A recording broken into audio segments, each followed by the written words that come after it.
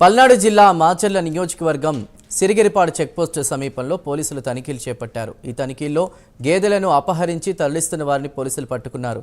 ఆటోలో గేదెలను తరలిస్తున్న వారిని ప్రశ్నించగా సరైన సమాధానం చెప్పకపోవడంతో అనుమానం వచ్చి పోలీస్ స్టేషన్కు తరలించామని గురజాల డీఎస్పీ జగదీష్ తెలిపారు. అనంతరం గేదెలను తామే అపహరించినట్లు ఒప్పుకున్నారని తెలిపారు.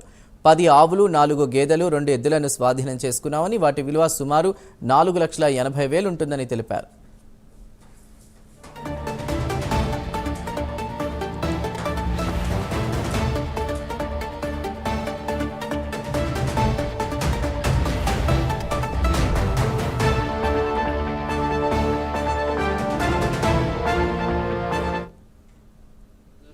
మక్కిన శంకర్ అనే వ్యక్తి ఒక 2 ఎద్దులు పోయినాయి అని చెప్పి కేపీగూడెంకి సంబంధించిన ఆయన స్టేషన్కి వచ్చి కంప్లైంట్ ఇచ్చాడు.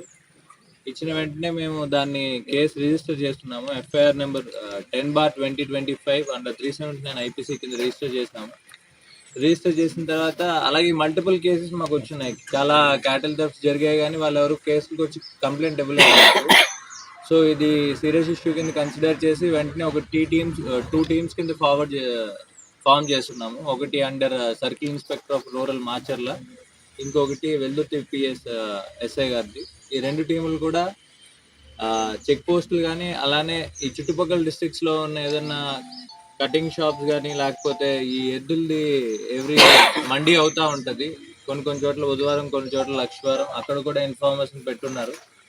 అలా చేస్తున్న టైంలోనే గ్యాప్లోనే 18న మాకు సిరిగిరిపాడు చెక్ పోస్ట్ దగ్గర రెగ్యులర్ వెహికల్ చెకింగ్ ఎన్ఫోర్స్మెంట్లో భాగంగా ఒక AP 39VE0399 అనే అప్పి ఆటోలో ఒక 4 క్యాటిల్ని వాళ్ళు తీసుకొని పాస్ అవుతూ ఉన్నారు. అప్పుడు ఆపడం జరిగింది. ఆపిన తర్వాత యాజ్ యూజువల్గా మేము వాళ్ళని అడిగాము. దాని రిలేటెడ్ వాళ్ళ సమాధానం సరిగ్గా చెప్పలేదు.